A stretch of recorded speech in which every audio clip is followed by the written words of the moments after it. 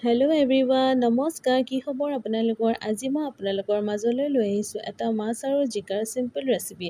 প্ৰথমতে মই জিকা 4টা লৈ সৰু সৰুকৈ কাটি ৰেডি কৰি লৈছোঁ। এতিয়া মই মাছখিনি ধুই তাতে হালধি আৰু নিমখ সানি লৈছোঁ।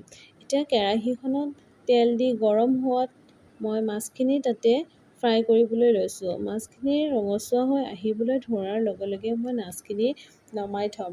নমাই থৈ যিখিনি মই মছলা ৰেডি কৰি লৈছিলোঁ সেই মছলাখিনি এড কৰিম।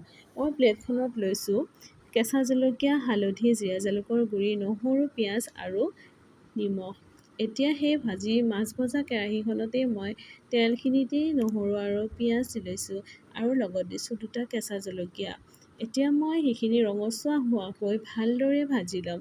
অকণমান ৰঙচুৱা হৈ অহাৰ লগে লগে যিখিনি মছলা মই এড কৰিছিলোঁ সেই শুকান মছলাখিনি ইয়াতে দি দিম। এতিয়া মছলাখিনি দি আকৌ এবাৰ ভালদৰে লৰাই দিছোঁ। এনেদৰে লৰাই দিয়াৰ পিছত যিখিনি মই মাছ ভাজি থৈ দিছিলোঁ সেই মাছ কেইপিচ ইয়াতে দি দিলোঁ। এতিয়া অকণমান মাছখিনি ৰঙচুৱা হৈ ভালদৰে মছলাটো তেলটো ওলাই আহিছে, তেতিয়া মই দি দিছোঁ কাটি ৰখা জিকাখিনি ইয়াতে। আৰু এতিয়া জিকাখিনি দি মই মছলাখিনিৰ লগত ভালদৰে মিলি যোৱাকৈ মই লৰাই দিম। এতিয়া গোটেইখিনি জিকাত মছলাখিনি লাগি গৈছে আৰু এতিয়া মই কি কৰিম, ঢাকনিখন লগাই দিম। ঢাকনিখন গুচোৱাৰ পিছত মাছখিনি তাতে দি দিলোঁ। দি মই ঢাকনিখন পুনৰ লগাই দিলোঁ। লগাই দি মোৰ জিকাখিনি এতিয়া সিজিবলৈ লৈছে। অলম'ষ্ট তৰকাৰীখন মোৰ ৰেডি হৈ গৈছে।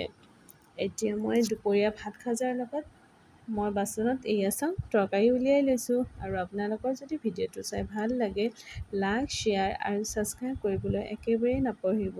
আজিলৈ আহিছোঁ নতুন এটা ভিডিঅ'লৈ পুনৰ আহিম। নমস্কাৰ।